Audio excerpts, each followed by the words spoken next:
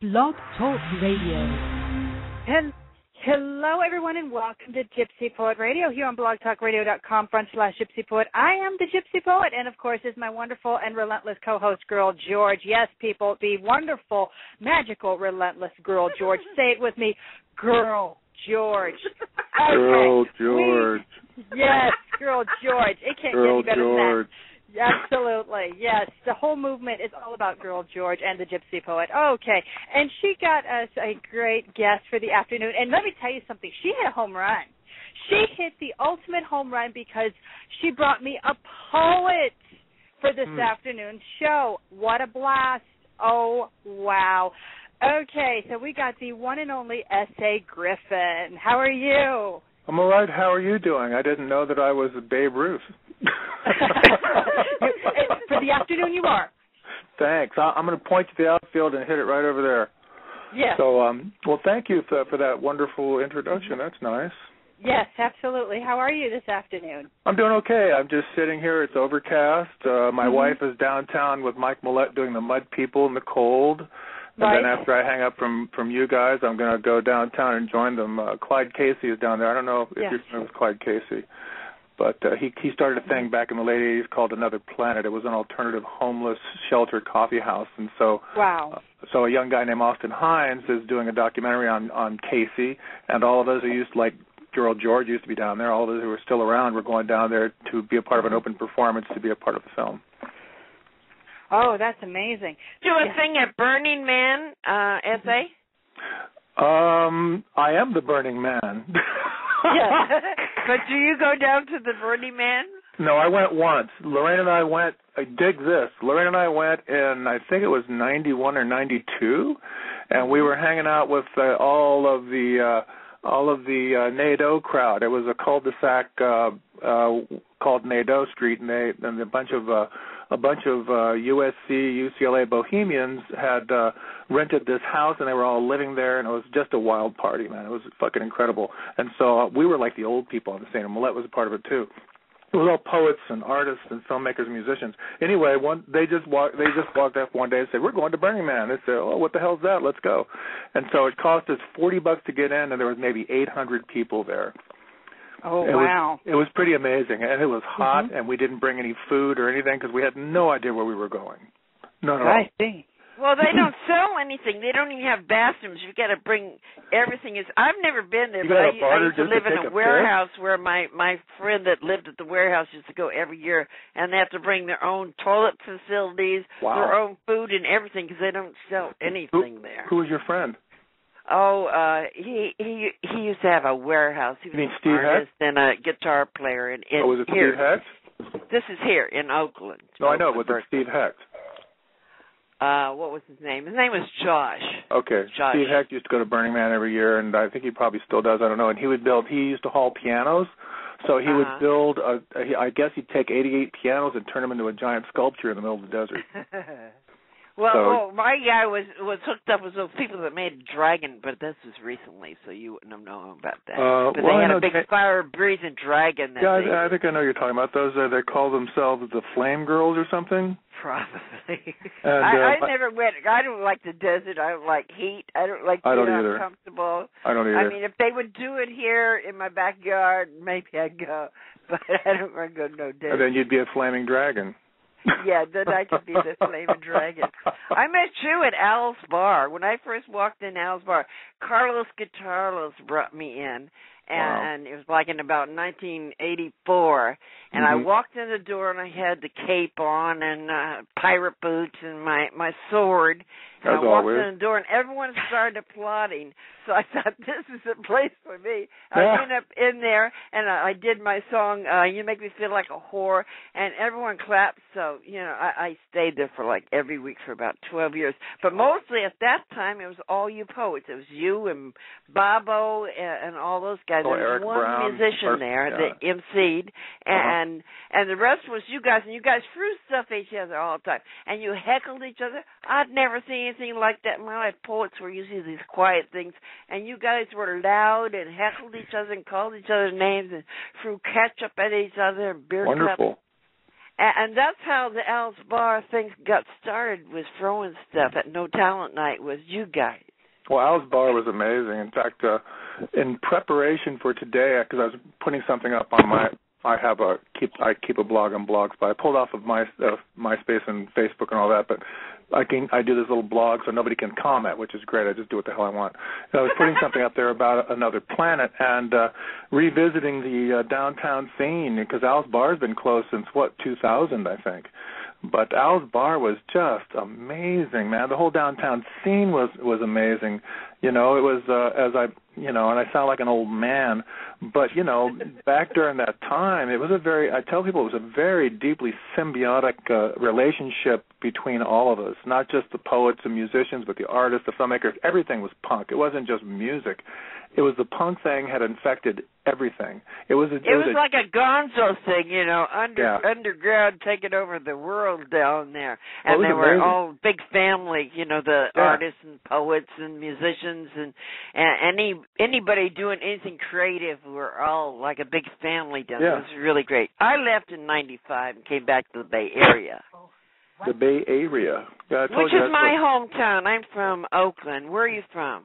Well, I grew up primarily in Richmond, and by the time we lived there till I was about 13, and then we moved to San Leandro for a couple of years, and then ultimately we ended up in Castro Valley. But I went to about 9 different grade schools, and my father used to sell used cars at Golden Bear Motors in Berkeley. He was a used car salesman. He worked lots of places. I was going to ask you, have you been published in various different places? I'm assuming you have. Have I been published what?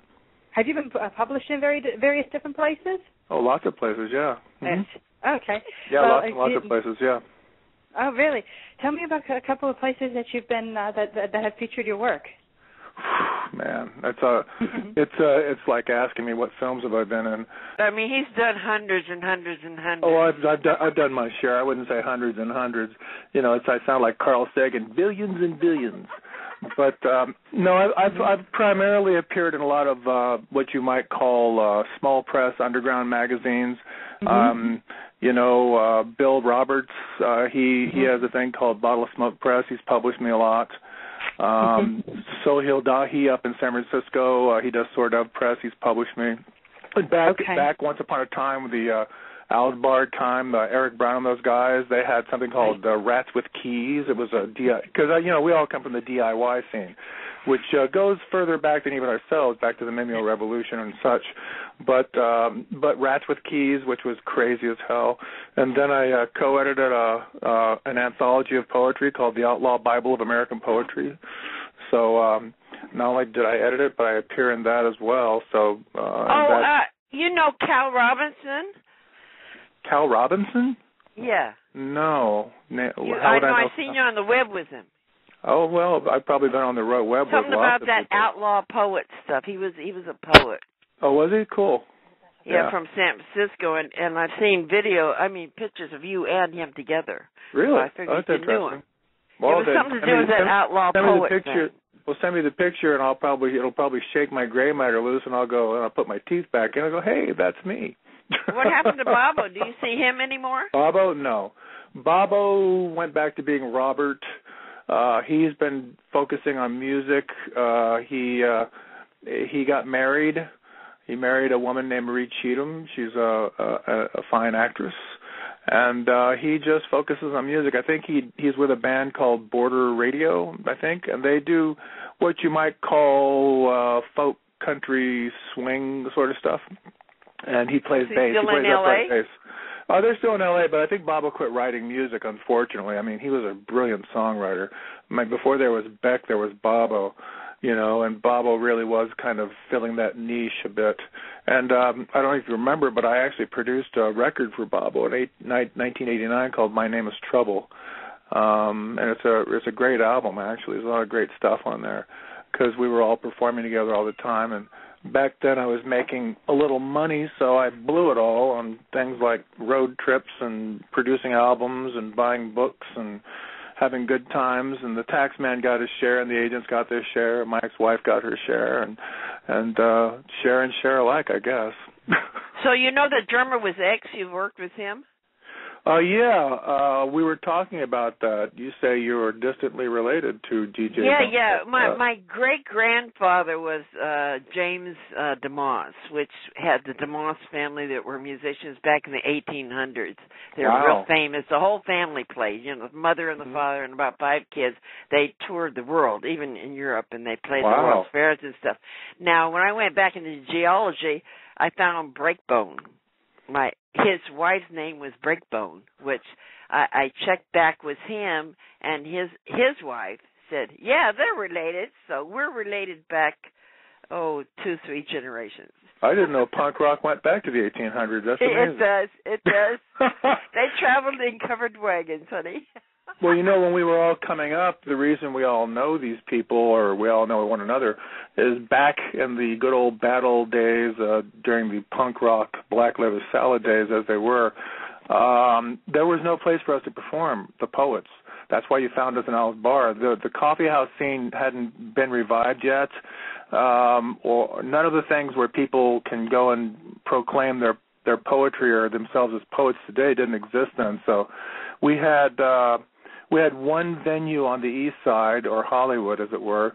That was the Water Gallery, which is where I met all these guys, Mike Millett, Doug Knott, Mike Bruner, Bobo. We all met at the Water Gallery. And then on the west side, there would be Beyond Baroque and maybe a few other places. So, again, we didn't have anywhere to perform, and because punk was infecting everything, specifically performance, because, as you well know, as poets, we wanted to break out of that whole routine of just standing up there and reading, and we wanted to perform. We wanted to reach people.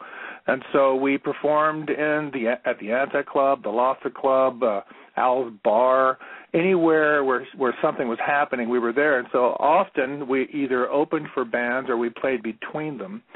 And a lot of the people at the time too, like Exene and John, Tom Waits, they were all beyond Baroque, writing poetry and studying poetry. And Dave Alvin studied poetry, writes poetry. Of course, great lyricists are great poets. And so that also caused a lot of cross-pollination because they had interest in poetry. They were poets. And so, again, like what I talked about before, the symbiosis was unbelievable. I just don't think it really exists anymore. Granted, I'm not a part of what's happening anymore. In my own mind, I'd like to believe so, but I'm not hanging out with people and trying to change the world anymore. I'm just trying to change my underwear. So no, I am. I'm still playing the open mics here in Berkeley. Well, if I change my underwear, I will change the world. It's a bit of an alchemical situation. But anyway, so that's how we met, like Pleasant Gaiman, Iris Berry, all those people. That's how I met all of them. Ultimately I went on the road with Iris and Pleasant as White Trash Apocalypse, the Karma Bombs, the Lost Tribe, the four of us, Mike Bruner, Mike Millett, Doug Knott, and I, we came together as the Lost Tribe. And then ultimately that got reinvented as the Karma Bombs with throwing Scott Wanberg in there and Bobo Starin. And Bobo was in and out. That's how I met Jack Brewer. I met Jack Brewer of Saccharin Trust at X = Art Gallery in West Hollywood, which is amazing. It was like a carnival of performance. And that's also where the Lost Tribe got married because we couldn't get along with each other. We were people that saw us and rehearsed and everything said that we were exactly like a rock band. All we did was scream and yell and argue with each other for hours on end, and we'd get on stage and perform. So, and so we got married because we were on the verge of divorce anyway, so we got married so we could get divorced. Is that how you got so hardcore and loud, was by playing against the rock bands? I would say, yeah, because, back then, as you recall, if somebody screamed "fuck you" and threw a beer at you, that was the best thing that could possibly happen. So yeah. I mean, so you picked up one and threw it back, right? Nah, hell no. I would just maybe pick it up and drink it, or I doubt if I'd throw it back. I mean, we had people with spit on us, everything, so that was kind of the scene, and yeah, we cut our teeth on all of that. It kind of tempered us a bit. And today when I host shows, it's kind of a anything goes sort of situation. I improvise pretty much everything, and I have a good time. My goal, whatever I do, honestly, is to have a good time. and not at the expense of other people, only at the expense of myself, generally speaking. But it is a very real serious goal of mine to have a good time. Like Elvis said, they said something about, are you humble? And he stood up and he flashed his belt. He goes, yeah, man, I'm humble, something like that. Or or he said I'm very serious about enjoying myself, and I feel much the same way. Hell, you got one chance around the dance floor, why waste it? The open-ended it. How did you come up with a name like that? That's a great name. I love it. Thanks. I love it. Much the same way I come up with anything, the same way I'm doing it right now. I open my mouth and I talk too much. I think that particular thing I was doing a performance at Barnesdale Park one night, and it was quite an amazing performance, to be honest with you. Let's see, Lorraine, my wife, was involved in it, Scott Wanberg, Larry Stevens, Jack Brewer, Rafael Alvarado, Teresa, St. Teresa, Stone. I had about 13, 14 people on the stage at one time, and I was allowed to do whatever I wanted. It was a performance. And on the way to the gig, I was calling the gig or the performance Poetry Slipped on a Banana, which is kind of exactly what it was. And also I came up with the idea of the open-ended it, like this is it and it's open-ended. And so I ultimately ended up using that online because I created a huge big website back at the turn of the last century when Dinah Shore ruled the earth. And that became my presence online. Ultimately, I got so many hits, Earthlink took it down, and it's no more. But I do keep it. I reinvent it all the time because it's the open-ended it. So my present blog is called The Open-Ended It. It's Club It. It's open-ended. But the Poetry Slipped on a Banana was insane, man. It was like I had Jack Brewer was improvising on guitar. Raphael was drinking beer. Larry Stevens was on a old manual typewriter just typing. Lorraine was drawing. I had made a papier-mâché eyeball and put it on Scott's head, and he was wandering around. Larry Stevens was lifting weights. Teresa, I forget what she was doing. Anyway, all this stuff was going on. What about that guy sitting on the toilet the one that I played at? That was an open-ended it performance we did at the Onyx Echo. And that was, I believe, Tim Appleman doing Jack Kerouac. He was sitting on a toilet drinking Tokay and reading. And, boy, those were crazy performances, too. But yeah, the Poetry Slipped on a Banana. So what happened was I fucking blew people's minds. I mean, we did some crazy stuff, and we got away with it. I started this show. There was probably about 30 people came to the Barnesdale Park. It was a theater held about 600. About 30 people sat in the front row. And I started the show by literally lighting up a joint and then passing it around to people and just looking at their stunned faces because they couldn't believe I lit up a joint.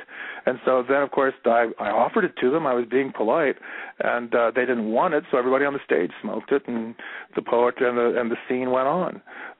Because we were very much about, again, not just having a good time, but pranking a bit in the spirit of the pranksters from long time way back. You could talk about, the court jesters being pranksters, trying to how you might say, tailor-make our own emperor's new clothes for ourselves and be aware of it all at the same time.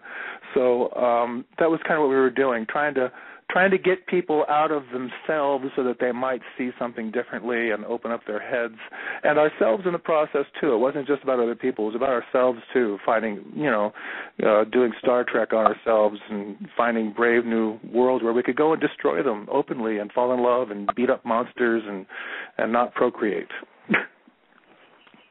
Awesome. Why don't you ask him questions? Ask him about his movies. He's in a whole bunch of movies. You talk to him for a minute. Oh, Gypsy? my goodness. Yeah, I'm here. Can you hear me? Yep. Yes. Okay, good. Yeah, well, I wanted to ask you a little bit about about your movies, what you're doing, what your projects are, things of that nature. What are you doing now, and what do you want to see go far into the universe, if you don't mind me saying?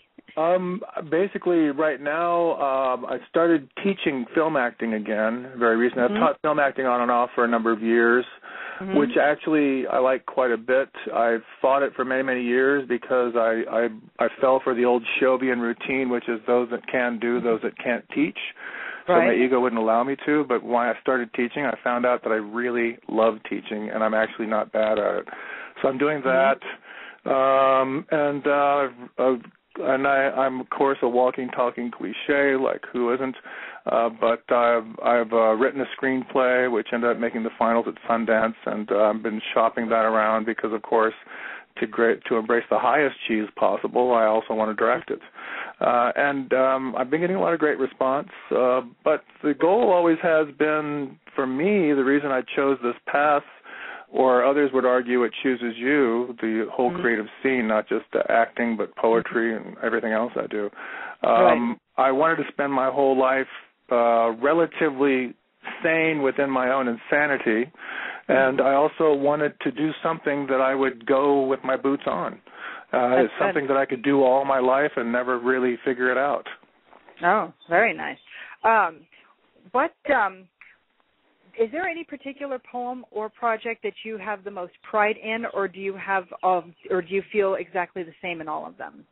No, there's certain things. I think everything that we did as the Lost Tribe, the Karma Bums, because we, and granted, performance of poetry has been going on since the beginning of time. It's the way that people relayed their history, the bardic tradition. So performance of poetry is nothing new. However, in the time that we were doing our thing, we really did, we pretty much predated slam, and we weren't doing slam. We get confused with slam all the time. Slam is a completely different creature because it basically is played for result, the result being I'm a winner and all this kind of stuff, and we're not doing that game at all. We were performing strictly to entertain and to inform, and as I like to tell people, I'm not competing with anyone but myself. And so, and back then, there was no way to communicate with people long distance the way we can today. A long distance phone call was calling outside of Hollywood, and that cost a lot of money. And so when we invented the Lost Tribe, we were doing, and I know George saw it, Girl George saw it. We were a crack performance poetry ensemble, and it was pretty amazing. We were getting a lot of great response. We ended up on the Gong Show with the lowest score ever, and we won 8. So I'm proud of that. And the Karma Bums, again, we traveled around the country. Nobody was doing it then as a group. And the way that was all came about, it was my car, blah, blah, blah, et cetera. But I literally got on the phone, and I would call people, this is what we're doing. Are you interested? And most people would go, fundamentally, no. I don't know what the hell you're talking about. And I go, well, who would? And they would give me somebody else, and I plotted it out and booked it all that way. And you know what? It was easier then to book a tour than it is now, because people blow you off on the Internet. They won't talk to you on a telephone. They go, oh, you have to email me. And, man, that took me, when I did, and the Poetry Bomb, I was going to say, what was I proud of? The Poetry Bomb. The Poetry Bombs and White Trash Apocalypse with Iris and Plez. But the Poetry Bomb is probably one of the things I'm proudest of, and all the publishing I've done on Rose of Sharon for other people. But the Poetry Bomb, I don't know if you're familiar with it.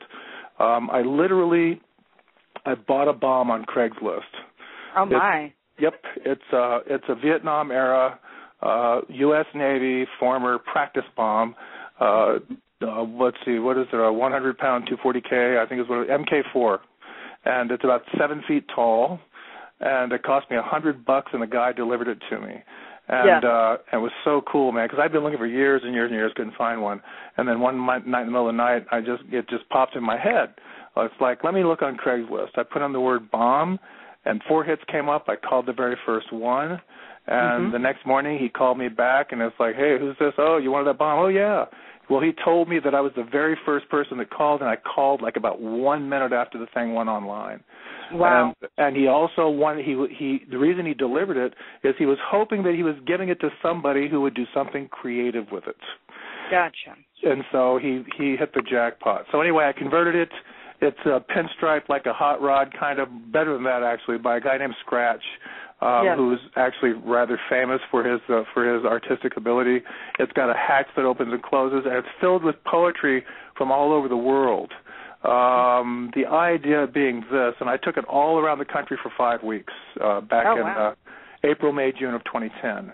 And at some point during the performance, I would point at the objects and I would go, war, the art, artifice, artifact of war, were created to invent and enforce agreements hopefully I have created something that will inspire disagreements. If we don't learn to disagree immediately, we're screwed. It's over. Because we've devolved into a culture that, look at what's happening in Congress, look at what's happening everywhere. Nobody can ever agree on anything. What the hell's happening? Well, we're going over the damn cliff. We must learn to disagree with one another, literally disagree with one another in a civil manner, or we are fucked. Yeah, I can see that. What I'd like to ask is what do you want to do? What is the one thing you want to accomplish with this poetry bomb? I think just exactly that, getting people to communicate, getting people to understand the real immediate need for all of us to basically learn to talk to one another somehow, to return to civil discourse, some sort of plan where we can actually accomplish something, because it's not happening, and we're going to hell in a handbasket. I mean, granted, a lot of it's inspired, of course, by I can get onto a real soapbox here, but we're owned. We're corporate owned and driven, and we need to break out of that. We need to start re-identifying ourselves as human beings and not as creatures who exist in the digital world exclusively, where the world, the walls have the expanding universe of the Twitter universe not only has ears, but it has eyes. Yeah, true. I agree with that totally. I think we have a lot of discourse going on, and with what you're bringing to the table here this afternoon, I'm seeing, especially with the poetry bomb, it's like it's sort of symbolic in a way to say, like, if we don't come together and we don't do something, it's all going to explode. That's the metaphor. That's what I see here, and I'm amazed by this kind of thought, because, like you said, we live in a very computer-driven, digital-driven world, and where in a way creativity is somewhat hindered because of that. I mean, it's enhanced in other ways, but whatever happened to something being created from the ground up, when now you can just write a piece of music or write a poem or something, and you can automatically publish it ever so quickly. And I think the computer is great. I think you just have to learn how to use it.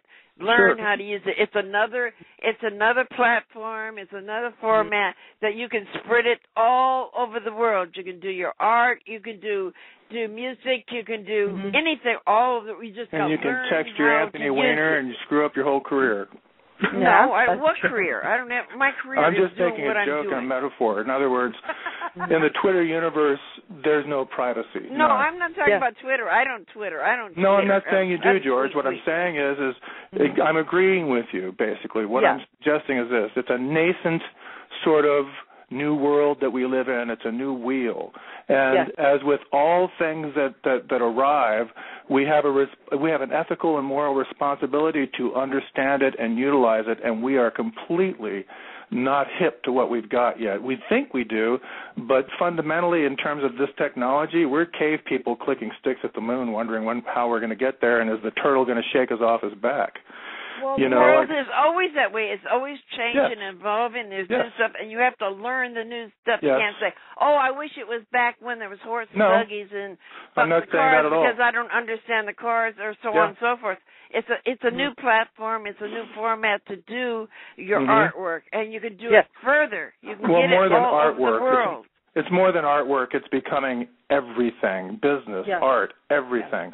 Everything. What I'm suggesting is this.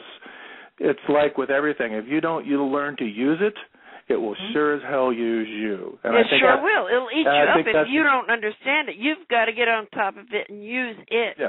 Yes, use everything that has to do with it that pertains to it, because. But you also got to be using performance in a club too. I play at a club every week. I don't just do the computer. I don't just do the radio show. I play in a club live every week. So I'm dealing with people every week, and then on this radio show we're talking with people back and forth every week. Well, this is the internet. This is internet driven. It's Blog Talk Radio. It's only possible because of the internet. It's great. I love it. Well, I mean, for me, I'm not trying to say that I want to go back to the old days. You can't. You only live in the present. The computer and digital technology, like I said, it's only beginning. For myself, using poetry as a platform, I believe the response to the digital revolution is to be human. And that means make honest to God contact with people, flesh to flesh, voice to voice, eye to eye. Yeah. And I think it's really important. I think, like when I teach, I have to literally tell people, get the hell off your phones. There's nothing in your phone. It's not living. And if you want to learn something, you got to be paying attention. And that's a huge problem. It's a huge problem. People live in their technology, again, because we must learn to accept it. Yes, we have to learn to accept it, but we also have to learn how to use it. Well, that's what I mean by that. Learn to accept it. I'm saying the same thing. Mm-hmm. Yes, exactly, and also learn when to use it for that matter as well, because there's a time and place for everything. There's a time to use it. You can't just be on that thing 24/7 all the time. You know, that would say a lot about. That says a lot about us. It's like we're so hooked to it. Charles Dickens. I wanted to make a point. I wrote a poem about Charles Dickens because he was Nostradamic in his prediction. This is the one thing that he was afraid of, and in a way it has happened. And here's what I wrote in my poem. I wrote, "It's time to break the machine," and that's exactly what he wanted to say. It's like get out, put your feet in the grass, wade in the water, feel it. Feel the earth, be one with it, because the machine is going to eat us alive. That's what he was afraid of. That's why he was an anti-industrialist at the time. Don't forget that you're human after all. Right, exactly. That's the main point. Anyways, if there's anything else that you need to plug, this is your time to do it, sir. Oh, I don't want to plug anything except my butt, I guess. I don't know. Okay. I mean, I'm just here for the ride, and thank you for your time and everything. I hope it's been entertaining, and I haven't offended too many people in the process. No, great talking to you, S.A. What, dear? Yeah, it's great talking. It was great talking to you. Oh, it was great talking to you guys too, and thank you for letting me be a part of your adventure. Thank you so much. Okay, this is Gypsy Poet Radio. I am the Gypsy Poet, and this is Girl George with me signing off saying adio for now. Ciao. Everybody's crazy but me. Everybody's nutty as can be. Forming gangs, waging wars, paint the names upon the door. You against me, us versus them. No communicado, don't give a damn. Our kids in the street are the gross casualty now. Everybody's crazy. Me. Everybody's nutty as can be. Raping the oceans with derricks for oil, lusting for money, divvy the spoils, build bigger bombs, store them all up. More bombs, they won't take our stuff. Push the wrong button, we're all history now. Everybody's crazy.